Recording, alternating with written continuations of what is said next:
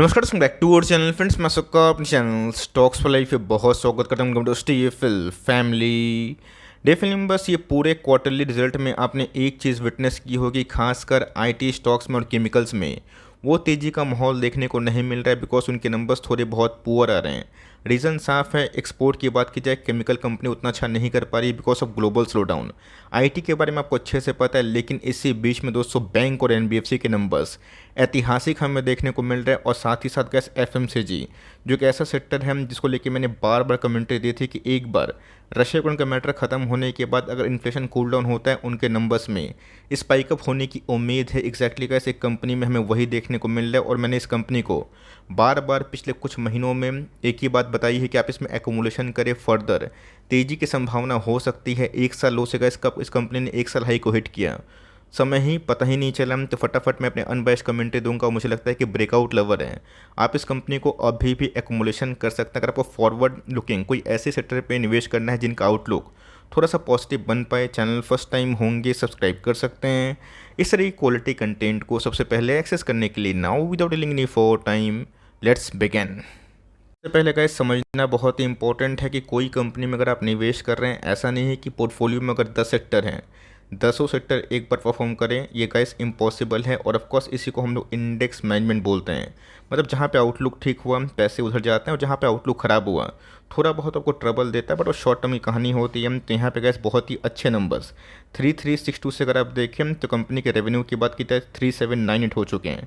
रही बात quarterly front की, उसमें भी गैस हमें अच्छी खासी उछाल 3674 से वही अप्रोक्स अगर आप देखें तो 3798 के आसपास देखने को मिल रहे हैं। तो ऑफकोर्स गैस एक्सपेंसेस की बात की जाए, लास्ट टाइम थोड़े रेवेन्यू कम थे तो खर्चे भी कम होते हुए देखने को मिले थे। ऑफकोर्स 2958 से अभी के टाइम में 3304 हो चुका है। रही बात क्वार्टरली फ्रंट की, उसमें भी हमें थोड़ी सी स्पाइकअप हमें देखने को मिल रही है। बट इसी बीच में गैस कंपनी के जो नेट प्रॉफिट होते हैं, कंपनी ने असल मुनाफा कितना कमाया, ये बेहद इंपॉर्टेंट हो जाते हैं। तो कंपनी ने गैस इस बार ना बहुत ही शानदार डिसेंट सेट ऑफ नंबर्स पेश किए। 276 से सीधा कंपनी के प्रॉफिट की बात की जाए 358 हो चुकी है। रही बात क्वार्टरली फ्रंट की 345 से, उसमें गैस हमें सम्मानजनक उछाल देखने को मिल रही है। तो मोटा मोटी गैस एफएमसीजी की तरफ से जो मार्जिन का प्रेशर था कॉन्ट्रैक्ट होता हुआ देखने को मिल रहा है। और इनके मार्जिन गैस लास्ट ईयर 27% के आसपास थे, इस साल भी सेम है। लेकिन क्वार्टरली फ्रंट पे गैस हमें मार्जिन में 3% के आसपास उछाल देखने को मिल रहा है। और जिसका फल ये हुआ कि कंपनी के जो ईपीएस हैं उसमें गैस हमें डिसेंट 2.77 से 3.14 के आसपास दिखाई दे रही है।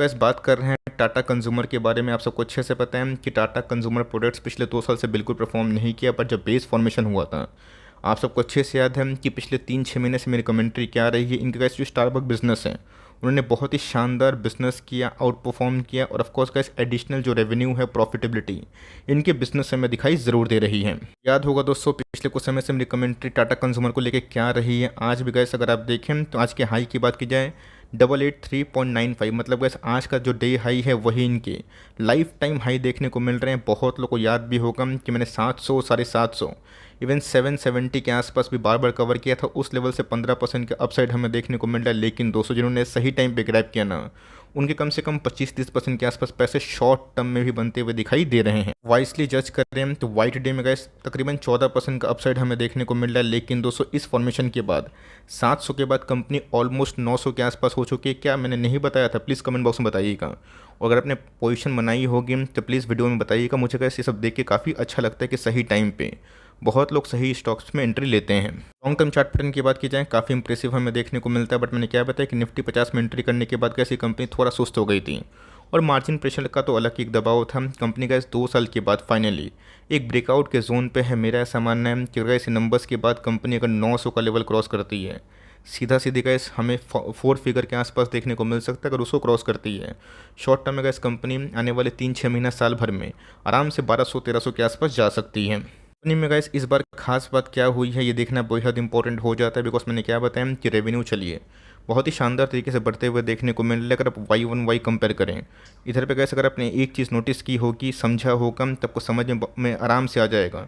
कंपनी के ऑपरेटिंग मार्जिन्स की बात की जाए वो एक्सपैंड होते हुए देखने को मिल रहे हैं। मतलब गैस वो एफएमसीजी में एक दबाव होता, उसमें गैस हमें कटौती देखने को मिल रही है। अगर आप देखें तो हर एक फ्रंट में गैस उनके मार्जिन्स हैं वो ठीक ठाक बढ़ते हुए देखने को मिल रहे हैं। तो मोटा मोटी गैस क्या बोलने का मतलब कि मतलब जो ख़राब टाइम था, काले बादल थे, ऐसे बहुत सारी एफएमसीजी के क्षेत्र में घटते हुए देखने को मिल रहे। इवन गैस एचयूएल ने ये बताया था कि आने वाले कल में वो बहुत सारे प्रोडक्ट्स का जो दाम है ना वो कम करने की मंशा जाहिर कर रहे हैं। ऑफकोर्स का जो एक्सपेक्टेशन था जितनी भी कंपनी से एफएमसीजी की, वो तो गैस अभी के टाइम काफ़ी अच्छा परफॉर्मेंस कर रही है। देखा गया तो गैस कंपनी का जो मार्केट कैप है 81,000 करोड़ के आसपास है, जो अपने आप में ही एक बड़ी कंपनी है।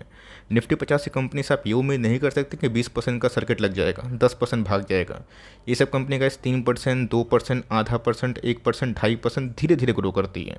बट लॉन्ग टर्म में गैस आप सबको अच्छे से पता है कि जो कंपनी एफएमसीजी को बिलोंग करती है वो क्राइसिस में भी अपने आप को संभाल लेती है। कोविड के एरा की बात की जाए, सिर्फ एफएमसीजी और आईटी को छोड़ के पूरे स्टॉक्स मार्केट में आपको अच्छे से पता है क्या घटनाक्रम रहा था।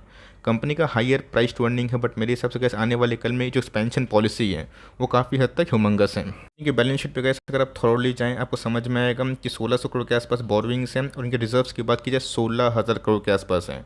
आपको अच्छे से पता है कि टाटा ग्लोबल बेवरेजेस ये गैस इस कंपनी से जानी जाती थी। उसके बाद कंपनी सीधा जो अपने प्रोडक्ट्स हैं उसको डाइवर्सिफाई करके फूड प्रोडक्ट्स में भी लॉन्च करी।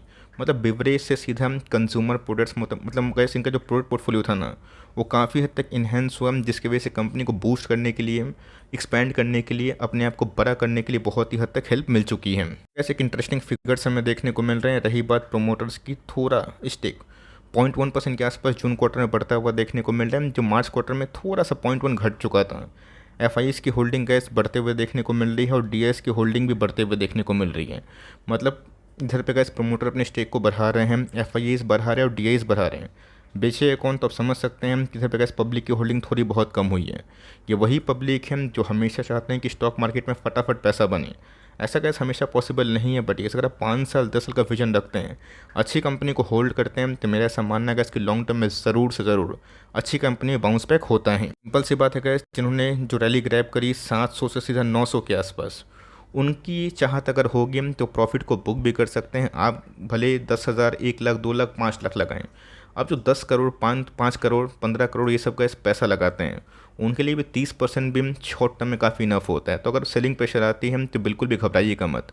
आज कंपनी के नंबर्स काफ़ी अच्छे थे, एट डेन में थोड़ी बहुत प्रॉफिट बुकिंग हमें देखने को मिली, बट मेरा ऐसा मानना है कि गलती से भी ऐसी कंपनी फिर से अगर आपको 830, 800, 810 के आसपास मिलती है बाई चांस, अगर निफ्टी में ब्रेकआउट नहीं हुआ, थोड़ा बहुत सेल ऑफ आ गया, कंपनी वो दी है और मेरा ऐसा मानना है कि ले के बैठे हैं, 2 साल से पेन झेल रहे हैं।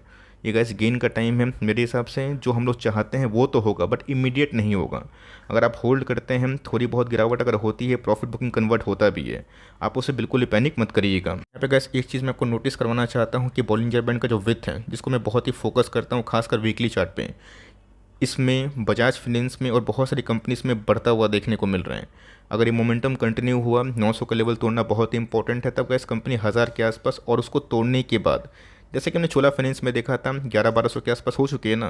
अच्छी कंपनी है, अच्छे नंबर से ब्रेकआउट के पहले, अगर आप ब्रेकआउट तो हो ही चुका है, अगर मेजर ब्रेकआउट के बाद निवेश करना चाहते हैं इस स्टैगर्ड वे में धीरे धीरे, और अवॉइड करना चाहते हैं कि लाइफ टाइम हाई पे है, तो वो भी सही। लेकिन यस, आउटलुक है जो दिखाई पड़ रहा है एफएमसीजी के लिए, वो तो अभी के टाइम हमें पॉजिटिव दिखाई पड़ रहे हैं। जो ये बोलना गलत नहीं होगा। तो आपका क्या व्यू है और कितने प्राइस में आपने इसको परचेस किया है, चाहे तो कमेंट बॉक्स में ड्रॉप करना ना भूलिएगा। वीडियो अच्छी लगी तो प्लीज़ लाइक करिएगा, चैनल फर्स्ट टाइम होंगे सब्सक्राइब करके बेल आइकन को प्रेस करना भी ना भूलिएगा। तो गाइस मिलते हैं जल्दी ही, तब तक के लिए बाय।